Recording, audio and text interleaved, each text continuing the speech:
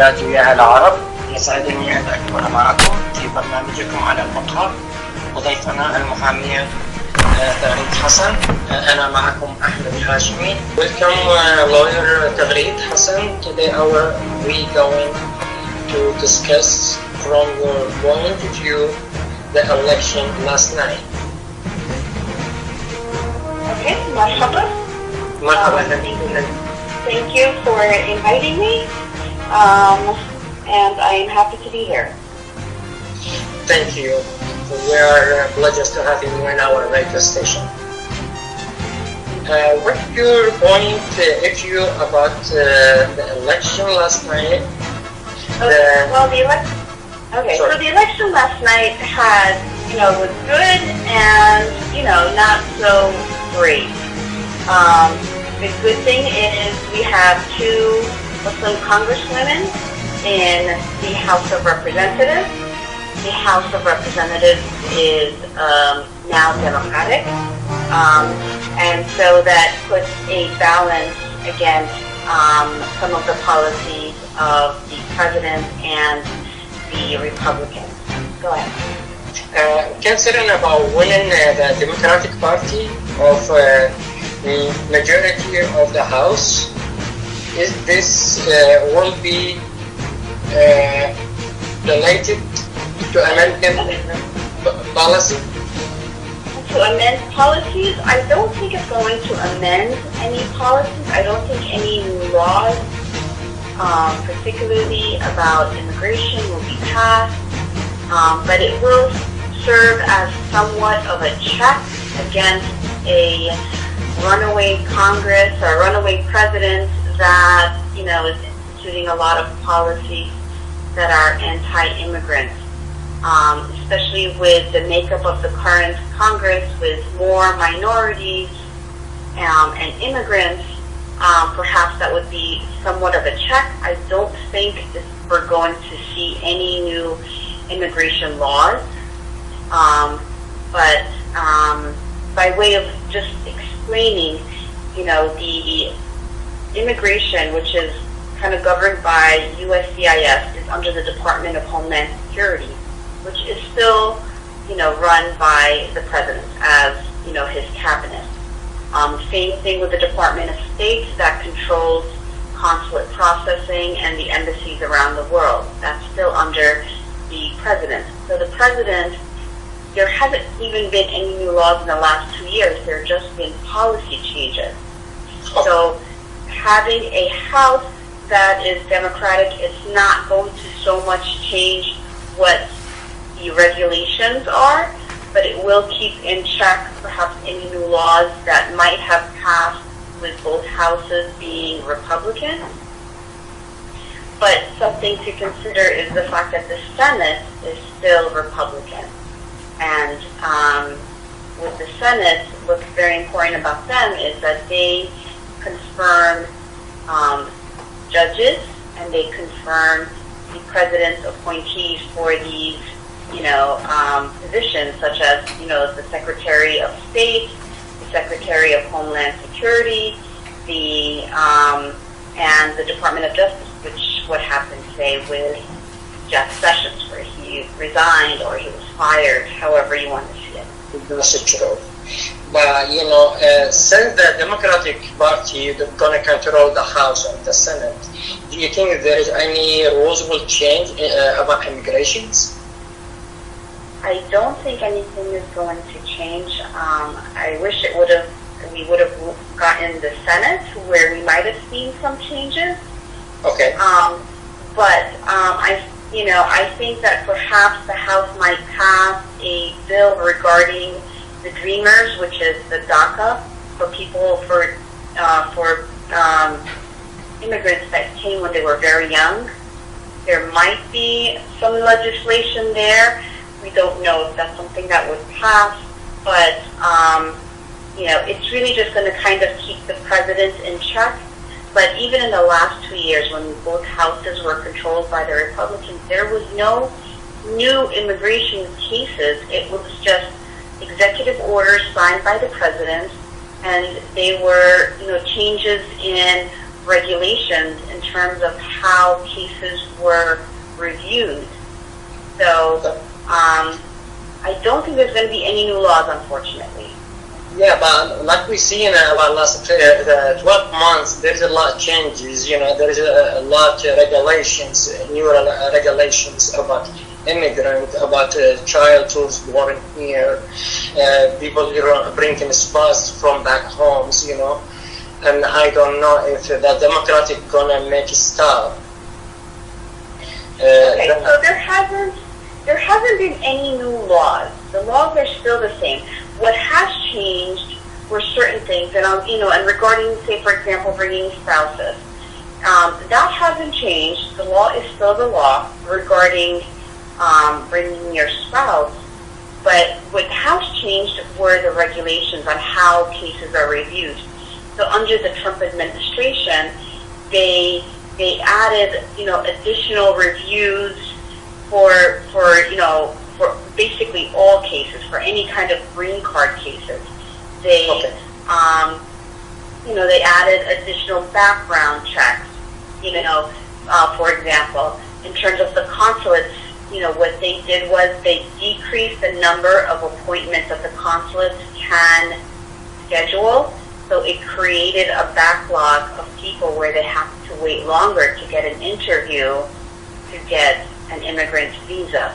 Those are the types of examples of what he's changed. Those are all regulations. They're not laws. He hasn't been able to change any laws for immigration. All he's been doing is basically using, the Department of Justice to enforce, certain laws and basically put roadblocks and make it more difficult for cases to get approved.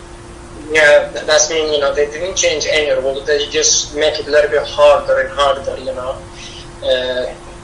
about a few things, try to make people, tired of it and walk away or something. That's true. Yeah. Well, I mean, if you have a case, you just have to be more patient now. So, in the last 2 years, for example, people who are applying for green cards through their spouse, in the beginning of 2017, it was taking about 6 months. As of today, the processing times is between 18 months and 30 months. Wow. Depending on where you live. Yeah. So, you see, no laws have changed, but the way they process cases, that's what's changed. And that's really something that only the president has control over. And, and the Department of Homeland Security, or, in the constant processing, the Department of State. So a change in Congress really wouldn't change how cases are being processed. Okay. No, I mean, in the future, like, if you want to change any rules, about immigrations, could he allow to do that? Or, the Democratic Party? I mean, he allowed, but the Democratic Party has say so in it or no? Of course. So now the Democratic Party has a larger say in how, he keeps saying we need immigration reform, and everybody agrees we need immigration reform. So how that immigration reform looks like, of course, is impacted by the Democrats in, the House. So they have a greater say. And, nothing, for example, he's been just talking about things like chain migration, where he doesn't want people to apply for their parents or their siblings. He wants to cut out, those categories. That's a law. You can't change the law, okay? So, whereas he might have tried to pass a law that says that, and with both the Republicans in the House and the Senate, it might have passed, who knows? But now it's very difficult to pass anything like that because the Democrats have control of the House. Okay. Some people see the Senate just for consultations. Is that right? Or the Senate have authority to make a decision? Okay. So no, it's not just for consultation. It's a lawmaking body. So in America, the Congress, which is the legislative or the parliamentary, if you want to call it that, branch of government, it has two parts to it. One is the House of Representatives, which has about 423 members, and the Senate, which has 100 members, two people, two representatives from each state. So combined, those two houses, they have to agree on the legislation, and once they agree on a legislation, that goes to the president, and if he agrees, he signs it. Okay? So the Republicans have a role to play, the Republicans in the Senate, have a role to play in terms of making policy. So now, in the next 2 years, you're going to perhaps see a lot less legislation being passed, because now, whatever passes in the Senate has to also pass in the House, and whatever passes in the House has to pass in the Senate. One important duty that the senators have, as I mentioned before, is confirming judges. And as you may know, a lot of the president's policies have been challenged in court. So, so whatever, so the decisions, so the executive orders that he passes or that he signs are being challenged in the court. So he's been nominating, and they have been confirmed, a lot of conservative judges, and that's a huge impact that the Senate has, where they're able to confirm judges that are very conservative, that have a certain political view regarding the rights of what a president can do, and overall on immigration. That means, do we expect any changes in the future, or do you think that's what the regulation is there, that's what the law is, and there is no any changes about immigrant, or what you think about it? I think what is going to happen, and of course, who knows, is a lot of the president's policies are going to be upheld as they reach certain judges that he had appointed. If the longer he's president and the longer he has the opportunities to appoint judges, the greater the chance that they're going to basically approve of his immigration policy. That's true. What are the rules of the Senate in the House? The rules? Yes. I don't understand what the rules are, but I don't understand the question. So basically, the House is the people are appointed for 2 years. Yes. Every 2 years, you have a new election for the House of Representatives. For the Senate, they get to stay for 6 years. So they're there for longer. Yeah. Okay. Well, what do you think today, President Trump? He's resignation the Minister of Justice. What do you think about it? Okay, so that's a tricky question. So Sessions now, is no longer the Attorney General. I think the big question, of course, has to do with the investigation of the president, and what that would be. Okay. So that's the big question, So he's appointed, or he's nominated somebody that is his friend, and may try and obstruct the investigation.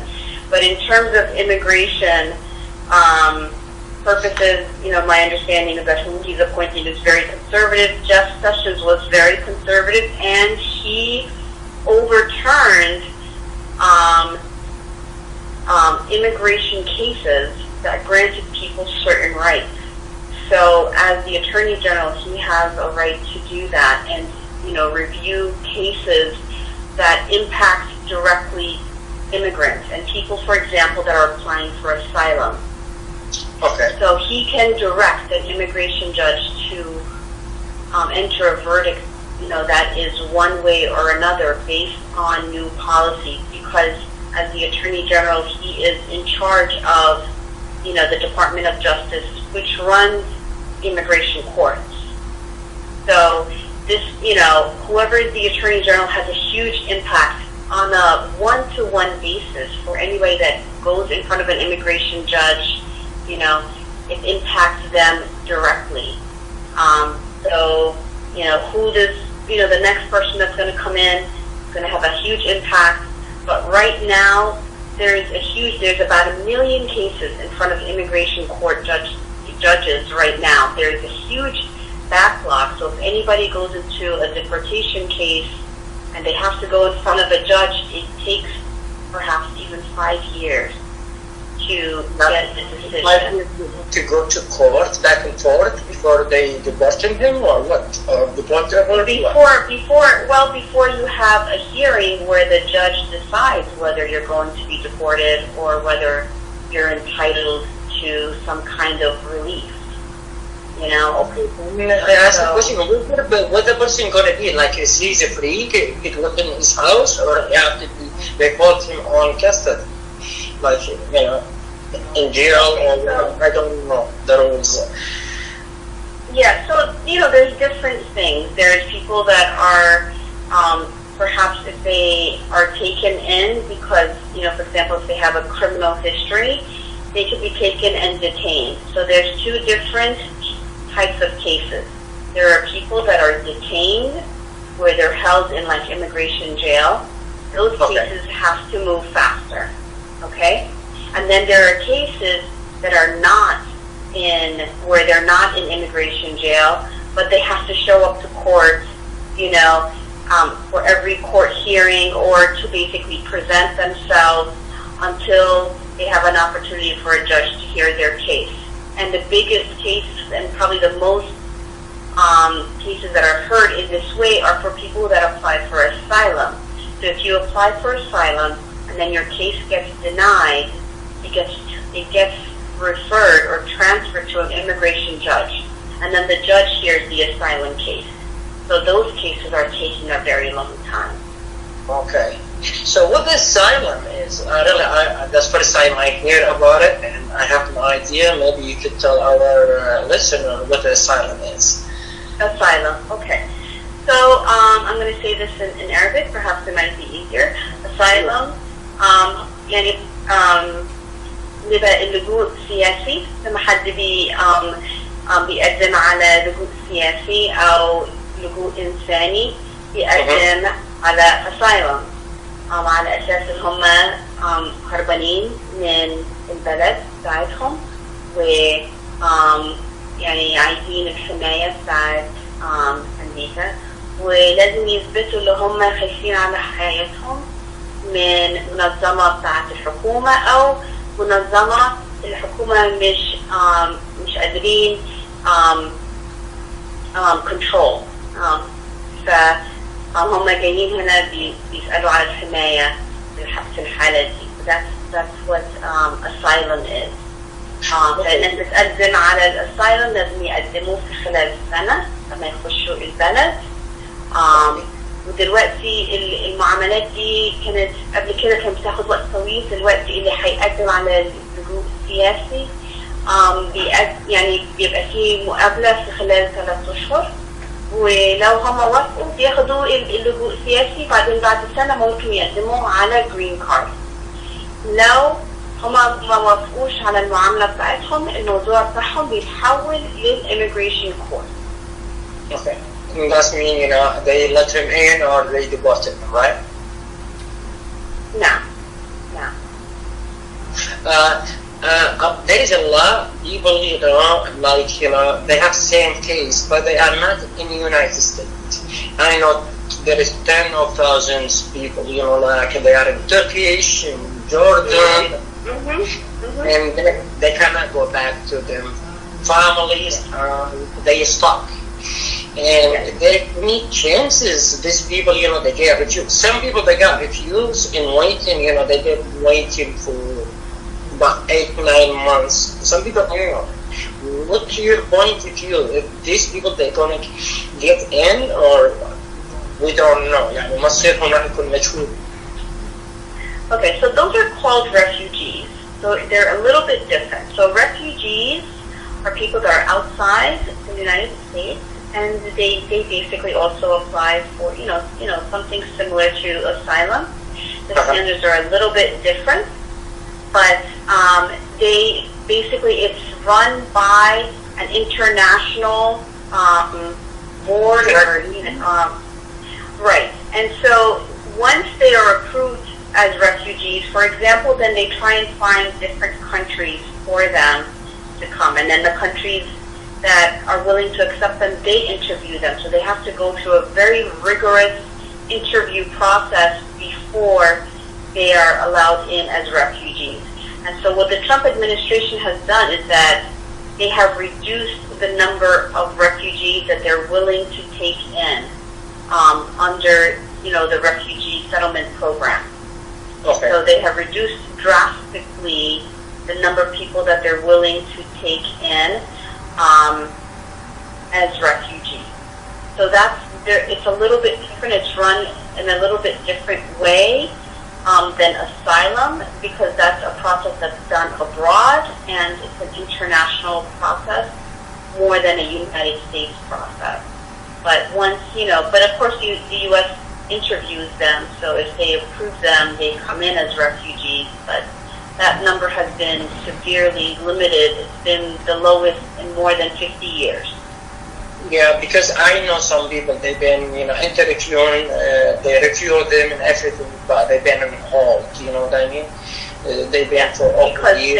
Because the number of approved refugees coming in, they have to wait their turn, and it could be a good number of years. Yeah.